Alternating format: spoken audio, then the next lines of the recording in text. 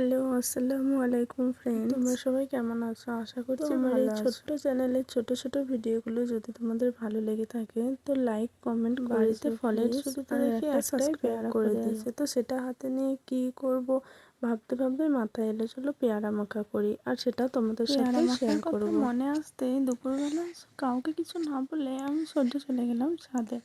তো পেয়ারা মাখা করার জন্য আমার যে যে জিনিসগুলো প্রয়োজন তো আমি সেইগুলো নিয়ে নিয়েছিলাম। আমি এখানে ইউজ করেছিলাম নর্মাল লবণ, বিট লবণ, টমেটো সস, কাঁচা লঙ্কা ও ধনে পাতার পেস্ট আর আচারের তেল।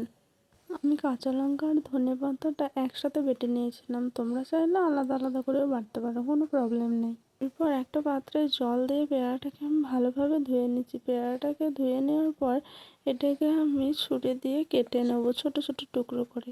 পেয়ারাটা একটু কাঁচা ছিল, এই জন্য আমার কাটতে একটু প্রবলেম হচ্ছিল। তো প্রবলেম হওয়ার পরে দেখো আমি পেয়ারাটাকে কেটে নিয়েছি। এবারে মিডিয়ামভাবে সাইজ করে পিস করব। তোমরা চাইলে আরও ছোট করতে পারো।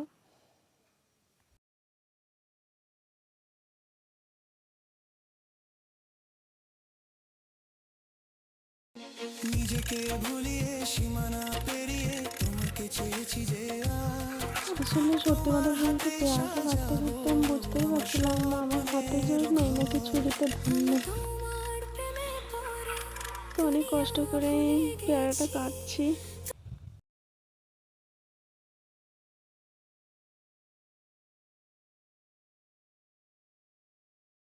অনেক কষ্ট করার পর ফাইনালি অর্ধেকটা পেয়ারা আমার কাটা হয়ে গেছে। তো এরপর বাকি যে অর্ধেকটা পেয়ারা আমার আছে সেই পেয়ারাটা আমি কেটে নেব।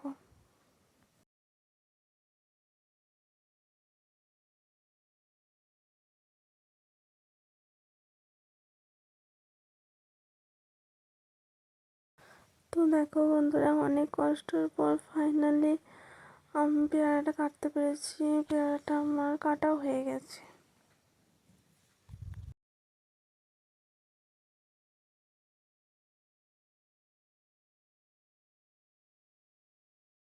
তো এরপরে পেয়ারার টুকরোগুলিকে আমি একটি পাত্রের মধ্যে নিয়ে নিচ্ছি।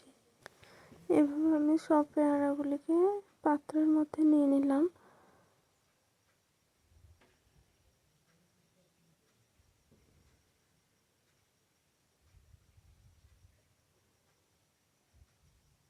দেখো এবার আমি তৈরি করব পেয়ারা। তো ফাইনালি আমি এখানে পেয়ারাগুলির মধ্যে প্রথমেই অ্যাড করলাম বিট লবণ।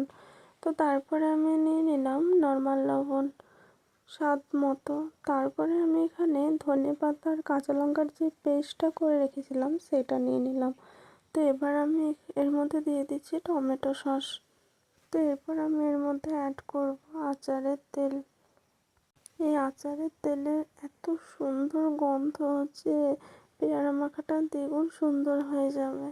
এরপর আমি চামচের সাহায্যে ভালোভাবে এগুলিকে মাখিয়ে নেব। তো বিশ্বাস করো বন্ধুরা, এত সুন্দর হয়েছে এই পেয়ারা মাখা যে বাড়ির ছোট থেকে বড় সবাই নাম করেছে খুব। আর সবাই বলেছে আর একটু পাওয়া যাবে, আর একদিন এইভাবে বানিয়ে দিও, খুব সুন্দর লাগছে। তো তোমরা একদিন বানিয়ে এইভাবে পেয়ারা মাখা, তো দেখবে বাড়ির সবাই খুব নাম করবে এবং হাত চেটে পুটে খাবে।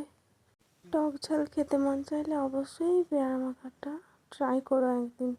তো ভিডিওটা শেষ পর্যন্ত দেখার জন্য অনেক অনেক ধন্যবাদ। Thank you. আল্লাহ হাফেজ।